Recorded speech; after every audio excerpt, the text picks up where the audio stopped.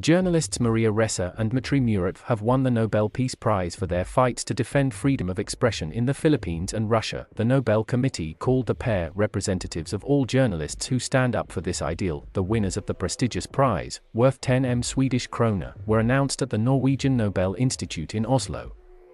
They were chosen out of 329 candidates.Ms. Ressa, who co-founded the news site Rappler, was commended for using freedom of expression to expose abuse of power, use of violence and growing authoritarianism in her native country, the Philippines. In a live broadcast by Rappler, Ms. Ressa said she was in shock. She said her win showed that nothing is possible without facts. A world without facts means a world without truth and trust. In a statement, Rappler said it was honored and astounded that its chief executive had been given the prize. It could not have come at a better time, a time when journalists and the truth are being attacked and undermined, it said. The Nobel Committee said Mr. Muratov, the co-founder and editor of independent newspaper Novaya Gazeta, had for decades defended freedom of speech in Russia under increasingly challenging conditions. In an interview with the popular Telegram channel Podyom, Mr. Muratov said, "I'm laughing. I didn't expect this at all. It's madness here." He called the prize retribution for Russian journalism, which is being repressed now. The editor was congratulated by Kremlin spokesman, Dmitry Peskov, who said, "He persistently works in accordance with his own ideals, he is devoted to them, he is talented, he is brave." The Nobel Peace Prize is intended to honor an individual or organization that has done the most or the best work for fraternity between nations. Free, independent and fact-based journalism serves to protect against abuse of power, lies and war propaganda, the committee said in a statement. Without freedom of expression and freedom of the press, it will be difficult to successfully promote fraternity between nations, disarmament and a better world order to succeed in our time, it added. Maria Ressa co-founded the news site Rappler in 2012.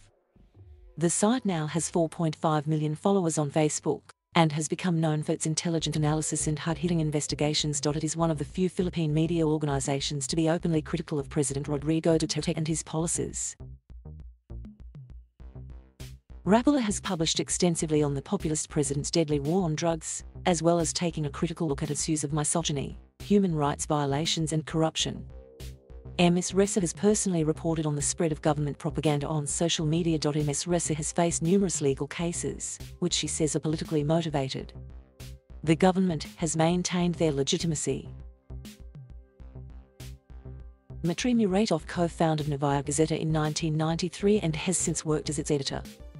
Novaya Gazeta is one of the few remaining newspapers in Russia to be highly critical of the ruling elite, particularly President Vladimir Putin. Published 3 times a week, it regularly runs investigations into alleged corruption and other malpractice in ruling circles, and highlights the plight of people it considers victims of official abuse.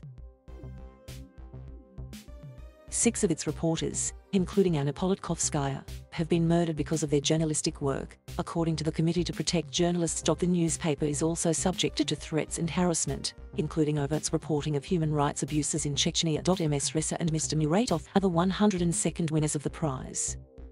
Last year's winner was the United Nations World Food Programme, which was awarded for its efforts to combat hunger and improve conditions for peace. Former US President Barack Obama won the prize in 2009 for his extraordinary efforts to strengthen international diplomacy and cooperation between peoples. Other notable winners include former US President Jimmy Carter, child education activist Malala Yousafzai, the European Union, the United Nations and its Secretary-General at the time, Kofi Annan, and Mother Teresa. Thank you for watching. Please subscribe.